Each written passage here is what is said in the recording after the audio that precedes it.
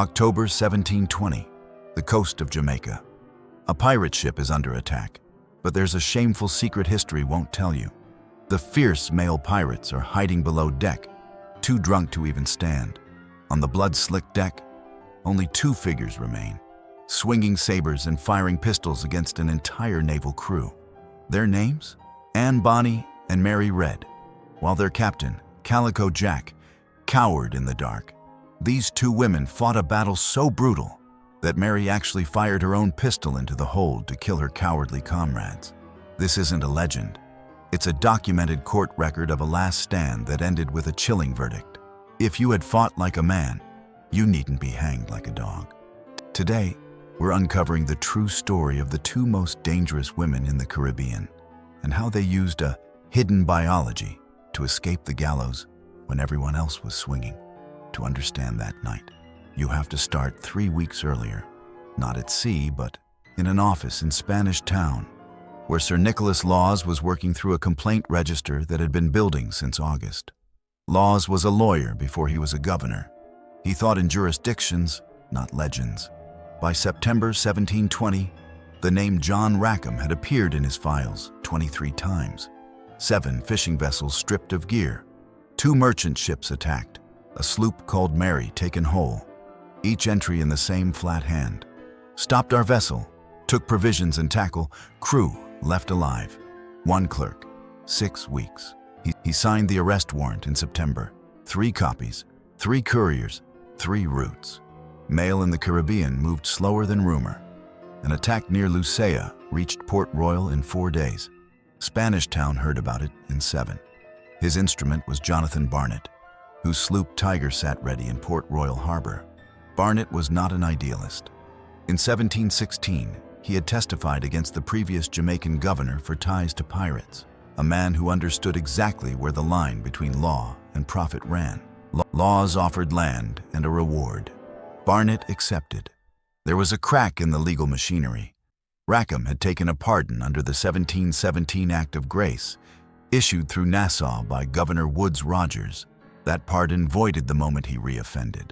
But Rogers' formal arrest order from the Bahamas would not reach Jamaica until October 1721.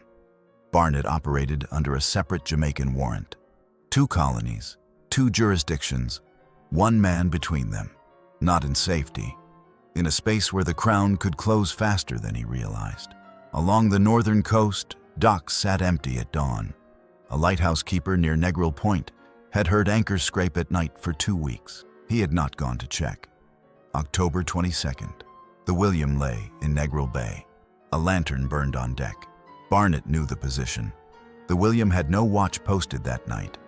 No lookout at the bow, no one on the stern with a lantern and a weapon.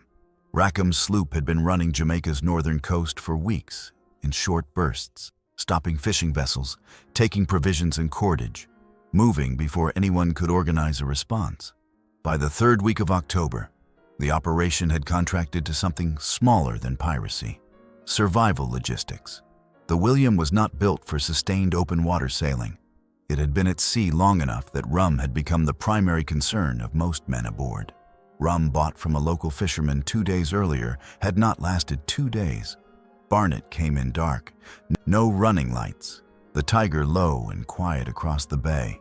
His method was standard for a privateer working confined coastal waters: close distance silently, fire 1 warning round from the deck gun, then board immediately if no surrender came. The warning shot crossed Negril Bay in the stillness, a single flat crack, the way gunfire sounds at night when there is no wind. The William did not answer. What followed is preserved through court testimony, not through any participant's own account. Witnesses aboard the Tiger described 2 figures on the William's deck, both in men's coats and long trousers, both armed with pistols and cutlasses. They were shouting down into the hold, ordering the crew up. No one came up. This is in the trial transcript. It is not a detail that has been improved by retelling. Mary Red fired her pistol into the open hatch, not at Barnett's men, but into the hold, at her own crew. 1 man below was wounded. No record says what she said before she did it. The action is the record. The boarding party was coming over the rail regardless of what happened on deck. and the only remaining variable was whether anyone else would stand beside them. No one did. Barnett's men came over the rail in the dark. The Williams beam was narrow, roughly 20 feet at its widest, and the two women had taken position at the mast, with the open hatch behind them. That geometry gave them something. On an unfamiliar deck, in the dark, against two armed and positioned people, a boarding party loses the advantage of numbers for the first several seconds. The deck was wet with night dew. The boarding party moved carefully, and those seconds stretched longer than Barnett had budgeted for. The air smelled of powder smoke and salt timber. They were taken by force. No negotiation, no offered surrender. Rackham was found below, in the hold, and he did not resist. Barnett's log is brief. Taken aboard after resistance. The document draws no distinction between who fought and who did not. The Jamaican coast sat as a dark line on the eastern horizon. Davis Cove was a few hours' sail. The trial was 3 weeks away. The morning of October 23rd was cloudless. Barnett brought the prisoners ashore at Davis Cove, a small inlet near Lucia on Jamaica's northern coast, before the heat became serious. Major Richard James of the island militia was waiting with a written order and a short column of men. His task was not judicial. It was logistical. Count them, record them, move them south alive. He counted 14. He wrote down 14 names. Beside two of them, Mary read, and Bonny. His clerk added a notation in the margin. Female sex, not a commentary. A procedural flag. The Admiralty Court would need to know before it prepared its documents. The convoy set out before noon. The road south was unpaved and slow.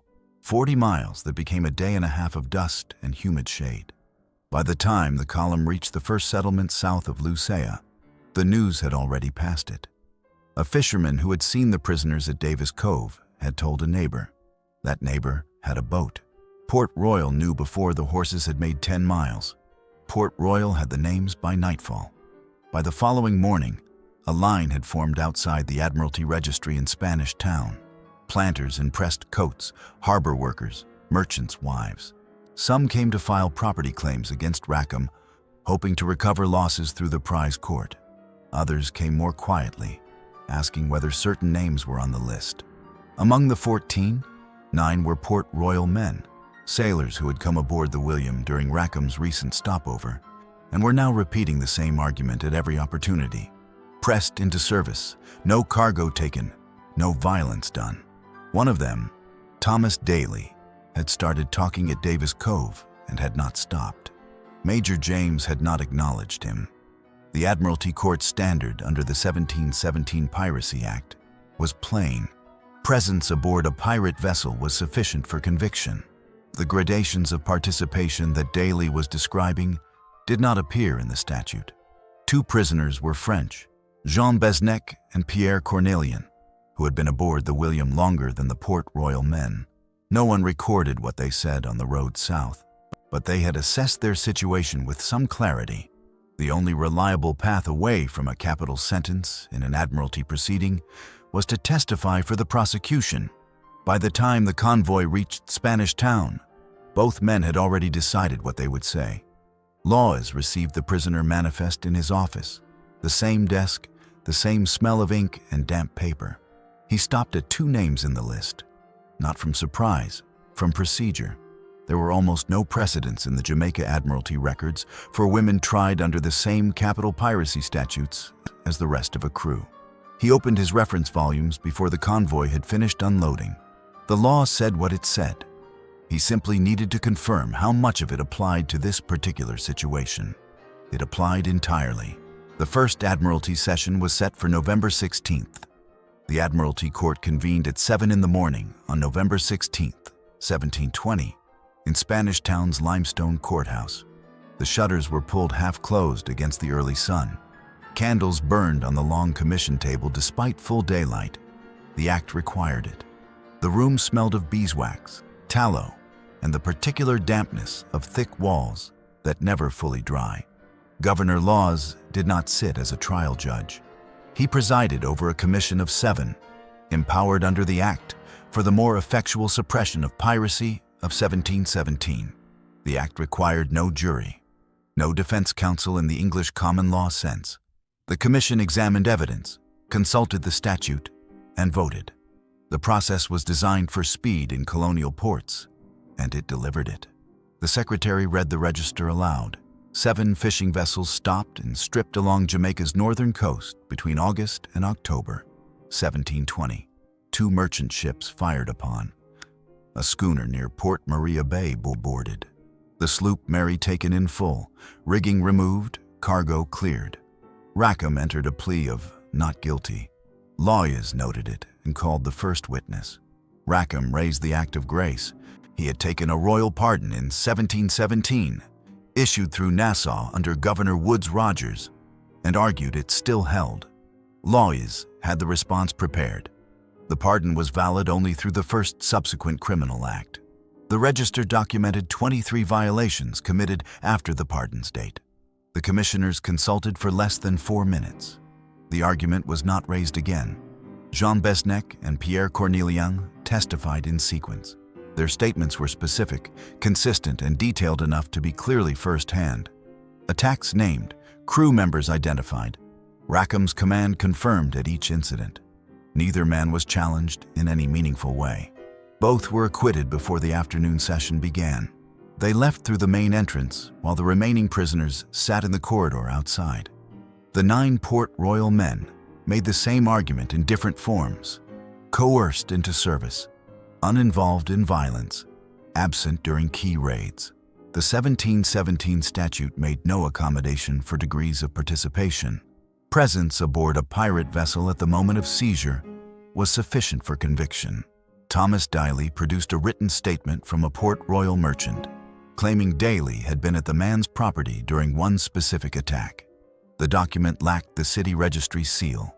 Laws rejected it without extended comment. The merchant appeared at the Admiralty office the following morning to attest in person. The session had already closed. Verdict before 4 in the afternoon. Rackham and 4 principal crewmen.